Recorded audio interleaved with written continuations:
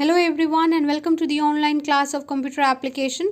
So in the today's revision tour we'll be discussing about the cyber crime. What is cybercrime? Cybercrime is actually a kind of a fraudulent activity which is committed by the criminals, or you can say the online criminals who are having the intention to hack your data and use it for some illegal purposes. They may also sell your data to the people willing to pay for it.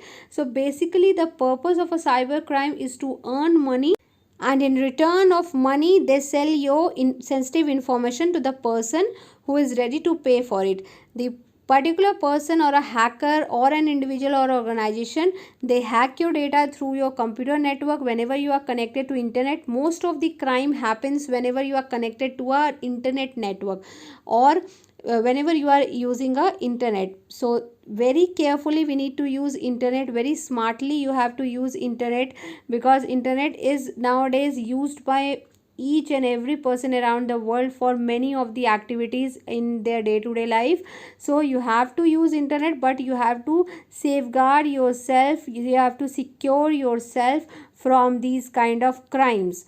So now let us see the different kind of cyber crime happening here in internet. The most frequent crime over the internet is cyberbullying. Cyberbullying basically means that whenever a person is using the digital communication medium or the tools like internet and cell phones to send the inappropriate messages or inappropriate text to make the person feel angry, scared or depressed again and again.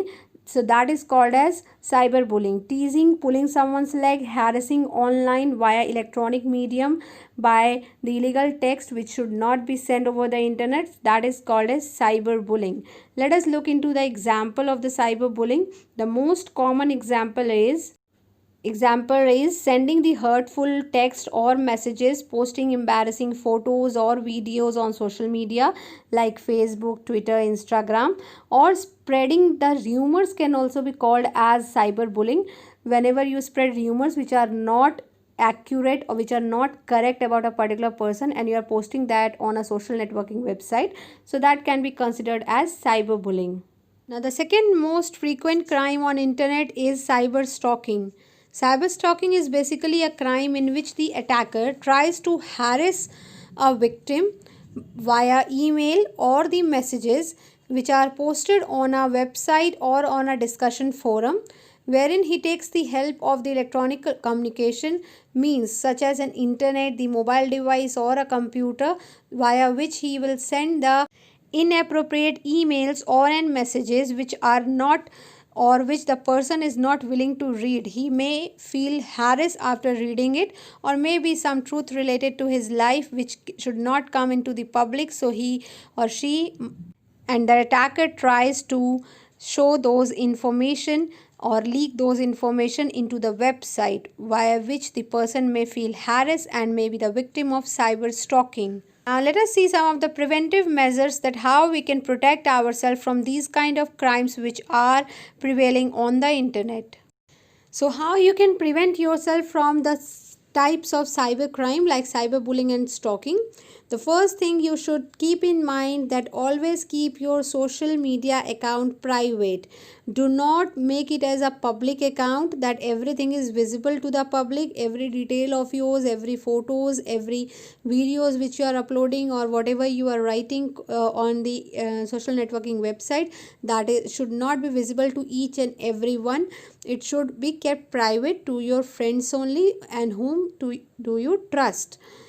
The second most important thing you should keep in mind, that you should keep your password for your online account which should be unique. It should not be easily guessed by anyone. Even if it is your friend only, he or she also would not be able to guess the password. So don't try to keep the password as your date of birth, your name, your nickname, maybe your father's name, your father's business name, or whatever which is related or easily guessed by anyone. You should not keep that password. Third most important thing is that protect your computer from the other sources of software which can come into your system and get installed by themselves and can corrupt the file of your system. So you should have a good antivirus installed into your system, and the firewall should also be enabled from the control panel settings, so that any unauthorized user should not get the access to download any unauthorized software into your computer, which may harm your computer system, the files stored, the data stored into your computer system. The fourth most important point is that you must have be remembering the phrase that too good to be true. If you receive any unknown person's request on your Facebook account, even if he is not belonging to India, he is from any other country, and you are very willing to become the friend of that person, don't accept the friend request on a social networking website until and unless you do a background investigation. So do a background investigation kind of thing on a social media account only. Try to know about the person before accepting the request of that person, because it can be possible that after being friendly with you, that is the only person who is going to be the hacker who hacks your account or may misuse your information, because you are the friend of him, or he must be knowing all the details about yourself, and then he will be leaking all the information, and in result he will harm you, he will harass you, he will bully you, he will stalk you. To prevent yourself from cyberbullying, what you need to do, you have to block all the communication mails which are coming from the cyberbullies or the person who is teasing you on the internet. Also, you need to take care of that you also should not be the part of sending the inappropriate messages or comments to the person which may involve cyberbullying. And always report any cyberbullying messages which are coming to you, to the adult, to your teacher, to your parent, or to the police station.